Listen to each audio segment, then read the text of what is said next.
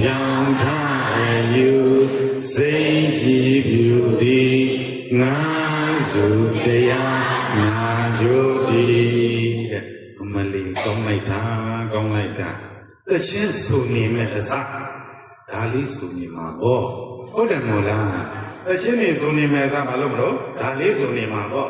ဒီတဲ့တချင်းဆိုတဲ့လူတော့မရှိတော့ဘူးလားလို့ပဲ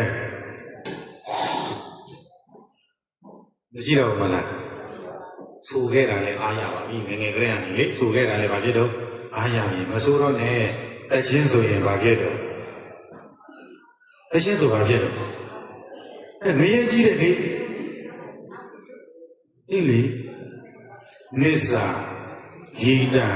ဝါဒိတဝိတုကဒတနာမမာနဲ့လေမလာကန္တဆိုလို့ရှိရင်ဒီတဲ့မေတော်ကြီးများကိုသင်္ဟောတာပြတဏခါလေးတွေကလမဲလေးလေးပို့လာတဲ့သူတွေပါကုန်မှာတဲ့နော်မမာတော့နဲ့လေနော်တချင်းဆိုတာကိုပြောတာအဲ့ဒါကြောင့်တချင်းဆိုမဲ့အစားဒါလေးတွေဆိုနေမှာပေါ့အချင်းပြေလေးဟုတ်တယ်မလားမချမ်းစဘူးကြာရဘူးဤဂျာဘူးပြီးပြန်ထမှန်ရွေရှင်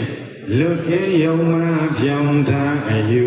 စိတ်ကြည်ပြူသည်ငါစုတရားနာကြိုသည်ဆိုကိုဆိုတဲ့အမှန်လေးကအဲ့ဒါလိုလေးပေါ့နော်ဟိုလိုတက်မဲ့တဲ့ပဲလည်းမရောက်ဘူးဟုတ်တယ်မဟုတ်လားအတန်လေးကလည်းငြိမ်ညောင်းတာယာရှိနေတယ်ဆိုလို့ရှိရင်ကိုသားပဲဖြစ်ဖြစ်ကိုတူပဲဖြစ်ဖြစ်ကိုသမီးပဲဖြစ်ဖြစ်တရားတော့နားလို့ဟုတ်တယ်မဟုတ်လားသူတို့နားတောင်ရင်လည်းရသွားရင်ကိုကုသိုလ်မရဘူးလားရတာပေါ့ယူတတ်ဖို့လိုတယ်ဟုတ်တယ်မဟုတ်လားကဲဟုတ်ပြီအဲ့ဒါဆိုရင်တရားတော်ရဲ့နာမည်ကတရားနာရာကျိုးငါမျိုးတဲ့နံပါတ်1ကပါတယ်အတုတံသူနာတိမကြဘူးသေးတဲ့တရားတွေကိုကြားနာခွင့်ရတယ်နံပါတ်2ကသုတံပရိယောဓပေတိကြားဘူးပြီးသောတရားတွေကိုထမ်းမှန်ပြီးတော့ကြားနာခွင့်ရတယ်နံပါတ်3ကကင်ခံဝိတရတိတဲ့ယုံမတန်တရားတွေကင်းရှင်းပပြောက်တယ်တဲ့နံပါတ်4ကဒိဋ္ဌိဥဆုံးကနာတိတဲ့ဘာလို့အယူတွေဖြောင်းမှန်ခြင်းဆိုတဲ့အကျိုးတွေရတယ်နံပါတ်5က